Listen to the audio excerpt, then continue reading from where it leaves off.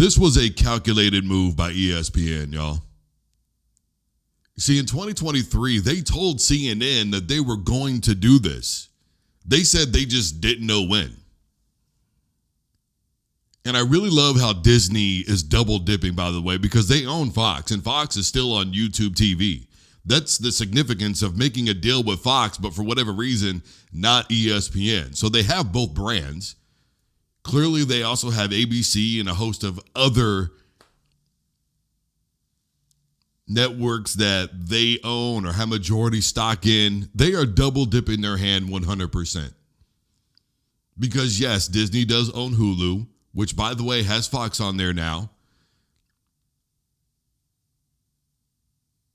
So they're making sure to keep their NFL audience on YouTube TV. And if you don't want to cut and switch or do whatever and pay an inordinate amount of money,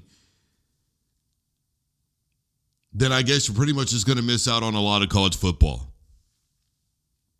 You're going to miss out on a lot of college basketball, and you're going to miss out a lot on the NBA. Calculated move. Because remember, they got Shaq and Kenny and Charles over there now. They got the crew. So where are you going to go to watch sports, Brody? And if you want that bundle, sure, they were giving it away for $65 a month at a discounted rate. But then after 3 months, it was basically going to be $100 a month. And even then, what is really the capability? And by the way, there was no period in there where it was like, okay, I'm going to try this thing out. This is a 2-week trial. There was none of that. So they essentially forced everybody's hand. And then let's look at the bigger picture here for a moment. The broader scope is being able to control the narrative, which is what they've been attempting to do with the SEC for years. ESPN has had their hand in the SEC since 2007. Since then, specifically Alabama and Georgia and LSU have dominated in terms of winning championships. But see, though, they pushed the idea of players getting paid in whatever way, and it backfired. It backfired because it leveled the playing field quickly. It wasn't like when we saw the scholarships from 100 to 75 where things kind of slowly started to even out, right? No. This was an immediate shift with the transfer portal times the NIL deal.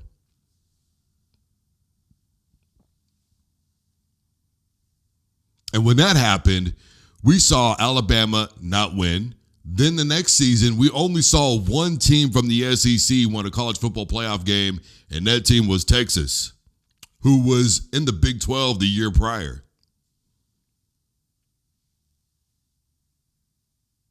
And even then, you could say that the committee allowed them in knowing full well that when they were in the Big 12, they were going to the SEC. It was kind of like in a roundabout way getting two teams from the SEC in. Because I've said for a long time, it's all about the logo on the helmet and the amount of money that you can make. And so now when they're able to control the narrative because fewer people might be watching, because after all, they are losing $30 million a week, roughly $4.3 million a day.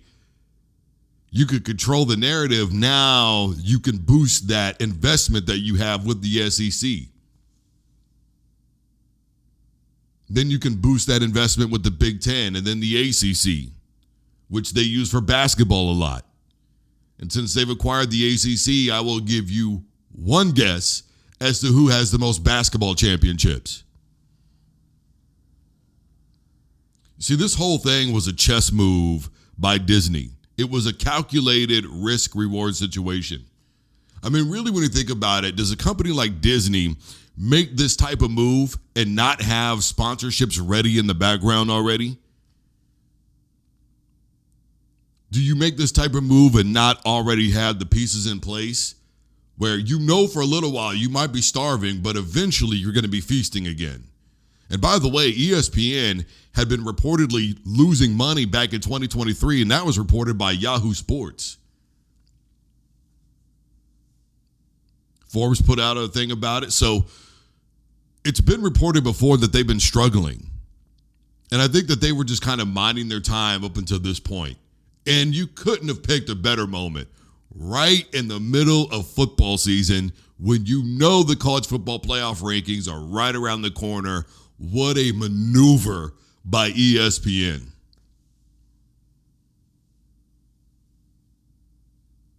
But then we also have to ask this question, right? Is this particular thing that's going on right now maybe why the UFC said we don't want to do business with Disney anymore? They have other dealings that are going on with Disney, but the UFC, that side of it, they might look at this and go, this isn't worth it for our brand. And don't forget, there was an estimated revenue share that they wanted guaranteed. And initially, everybody thought they were going to go to Netflix. That was the initial report. And then they ended up flipping and going to Paramount. Paramount, by the way, is still broadcast on YouTube television. See, this way they get to keep their tough on there. This way they get to do a lot of other things that continue to promote the UFC brand. Maybe ESPN wasn't willing to guarantee the money that the UFC wanted. What we do know is this. There's a lot of questions, minimal answers, but as far as I'm concerned, given the facts in front of us, it's pretty obvious that this was 100% calculated by ESPN.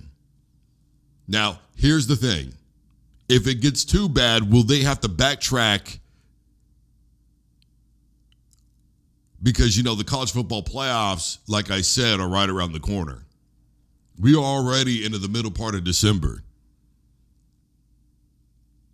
And even though they're double dipping with Fox, eventually it's a big enough deal. Now, here's the thing that I've been discussing for the last couple of years.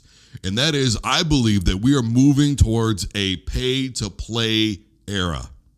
And what I mean by that is eventually we are going to have to pay in order to watch any game at any time. And I don't mean for a full season. I mean a single game, whether it's the NBA, the NFL, collegiate athletics, whatever the case may be, we are heading towards that time. And I have said all along that I believe it's going to start with all this stuff. That we're going to see it on Amazon, we're going to see it on Prime, we're going to see it on Netflix, we're going to see it on Peacock and all that stuff, right? And then eventually the rights will be sold for a conference or a team or whatever before these teams and conferences and universities just with their own apps go, we're just going to broadcast the games exclusively on our apps. And then from there, eventually, you're going to have to pay to watch the Super Bowl.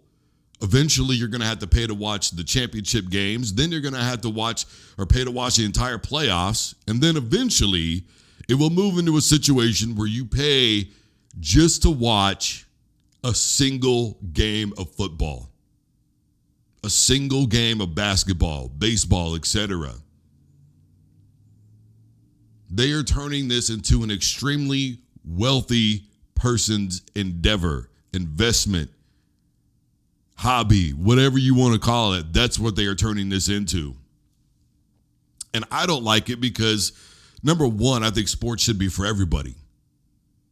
And number two, when you think about where they go to recruit a lot of athletes, you go into impoverished areas.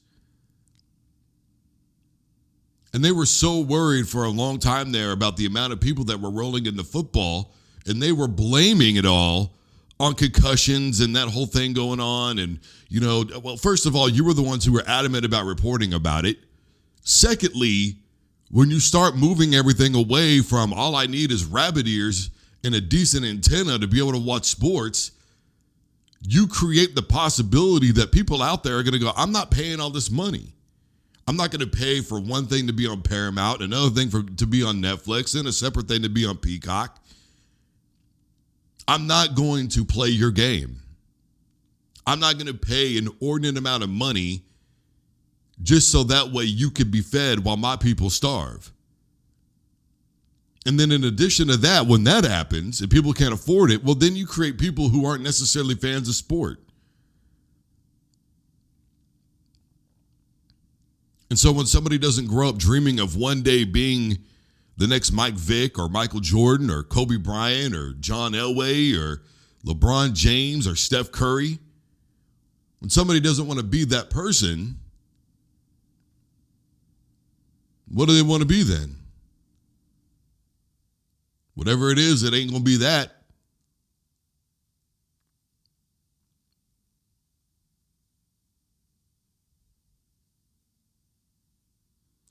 Look, I think if we were to say forget all this, in fact, I know, if we were to say forget all this and just not buy into anything anymore, dump all the streaming services and force their hand back to the way things were to make this simplified, where can I watch a game of football? Where can I enjoy watching a game of basketball? And not just my team, but other teams if I want to, then everybody has to stop paying on everything, and it's got to be for a significant amount of time. We can't go 1 month of not paying people. You see how this has been going on for a few weeks already, and even though they're losing $30 million a week, they are willing to hold out. They are playing the long game, and that's exactly what we would have to do. We would all have to play the long game during the hardest part of the season. I'm going to tell you something. As somebody who is a trained journalist, this is the meat of the year. You've had elections going on. You've got prime sports in every medium going on because you have the NFL, college football, you have the NBA, college basketball. You have your major sports all in the heart of it right now. And come January, that's when it gets real live. Because you've got a college football championship. You're getting the NFL playoffs are right around the corner. The NCAA tournament is right around the corner. The NBA playoffs aren't far away. This is it. This is your prime time of the year. This is when it would affect them the most.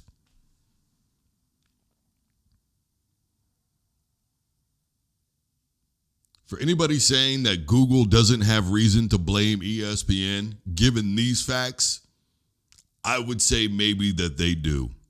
In fact, I would say with absolution, they do. They purposely renewed the deal with Fox, but did not do it with ESPN. Chess, not checkers. All right, everybody, I am Drew Duncan. Facebook, Twitter, and Instagram is all at Drew Duncan Radio. I am wherever you're listening to the broadcast. Simply tell your device to play Drew Duncan Sports Show, The Smoke by Drew Duncan. Everybody stay safe, take care of yourselves, and have a wonderful rest of your night and or day.